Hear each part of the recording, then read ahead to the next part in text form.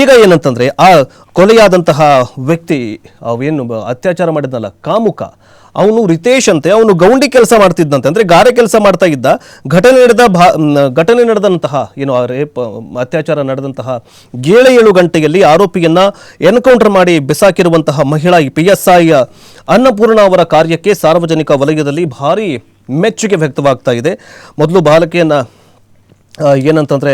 ಬಾಲಕಿಯನ್ನು ಅಪಹರಿಸ್ಕೊಂಡು ಹೋಗ್ತಾನೆ, ನಿರ್ಜನ ಪ್ರದೇಶಕ್ಕೆ ಕರ್ಕೊಂಡು ಹೋಗ್ತಾನೆ. ಆಮೇಲೆ ಏನಾಗತ್ತಂತಂದರೆ ಆ ಮಗುವನ್ನು, ಪುಟ್ಟ ಮಗು, 5 ವರ್ಷದ ಮಗು, ಏನೂ ಅರಿಯದ ಮಗುವಿನ ಮೇಲೆ ಅತ್ಯಾಚಾರಕ್ಕೆ ಪ್ರಯತ್ನ ಮಾಡ್ತಾನೆ, ಅತ್ಯಾಚಾರ ಮಾಡಿ ಬಿಸಾಕ್ತಾನೆ. ಆಮೇಲೆ ಮಗುವನ್ನು ಕೊಂದು ಹಾಕಿ ಓಡಿ ಹೋಗ್ತಾ ಇರ್ತಾನೆ. ಆಗ ಇಂಥ ಕಾಮುಕರನ್ನು ಬಿಡಬೇಕಾ?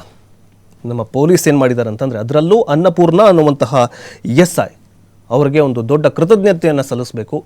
ಇನ್ನು ಮುಂದೆ ನಿಮ್ಮ ರಿವಾಲ್ವರ್ಗೆ ಕೆಲಸ ಕೊಡಿ ಕರ್ನಾಟಕ ಪೊಲೀಸ್.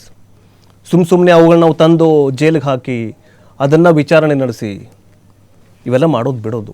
ಯಾರ್ಯಾರು ಅತ್ಯಾಚಾರ ಮಾಡ್ತಾರಲ್ಲ ಅಂಥವ್ರನ್ನೆಲ್ಲ ಗುಂಡೇಕಿ ಕೊಂದು ಬಿಡಬೇಕು. ಯಾಕಂತಂದರೆ ಇಂಥ ಹುಳುಗಳು ಸಮಾಜದಲ್ಲಿ ಇದ್ದರೂ ಅಷ್ಟೇ, ಇಲ್ದಿದ್ರೂ ಅಷ್ಟೇ. ಈ ಬಗ್ಗೆ ಕೆಲವೊಂದಿಷ್ಟು ಜನರು ಮಾತಾಡಿದ್ದಾರೆ. ಏನು ಮಾತಾಡಿದ್ದಾರೆ ಅಂತ ನೋಡ್ಕೊಂಡು ಬರೋಣ ಬನ್ನಿ.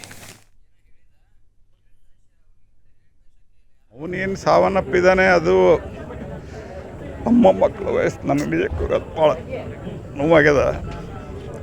ಈ ರೀತಿ ಸಮಾಜ ಹೆಂಗಾಗಿದೆ ಅಂತನ್ನೋದು ಭಾಳ ಆಘಾತ ಆಗ್ಯದ.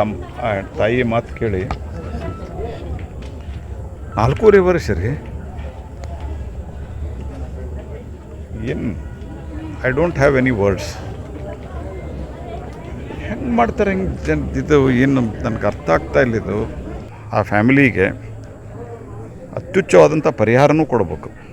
ಯಾಕಂದರೆ ಈಗ ತಕ್ಷಣ ಆ ಹುಡುಗಿನೂ ಕೆಲಸಕ್ಕೆ ಹೋಗ್ತಾಳೆ, ಇವನು ಕೆಲಸಕ್ಕೆ ಹೋಗ್ತಾನೆ. ಹಾಗಾಗಿ ಮನೆ ನಡೀತಾ ಇರೋದೇ ಇವರಿಬ್ಬರು ಕೆಲಸ ಮಾಡೋದು. ಈಗ ಈ ಮಾನಸಿಕತೆಯೊಳಗೆ ಕೆಲಸ ಮಾಡಲಿಕ್ಕೆ ಆಗೋದಿಲ್ಲ. ಹಾಗಾಗಿ ಬೇರ್ ಮಿನಿಮಮ್ ಒಂದು 25 ಲಕ್ಷ ರೂಪಾಯಿ ಪರಿಹಾರವನ್ನು ತಕ್ಷಣ ಸರ್ಕಾರ ಕೊಡೋದು. ಮೀನಾಮೇಷ ಎಣಿಸೋದು, ಭಾಳ ಫಾರ್ಮ್ಯಾಲಿಟಿ ಮಾಡೋದು, ಇದೆಲ್ಲ ಮಾಡಲಾರ್ದ ಒಂದು ಅಟ್ಲೀಸ್ಟ್ 25 ಲ್ಯಾಕ್ಸ್ ಮಿನಿಮಮ್ ನಾ ಹೇಳೋದು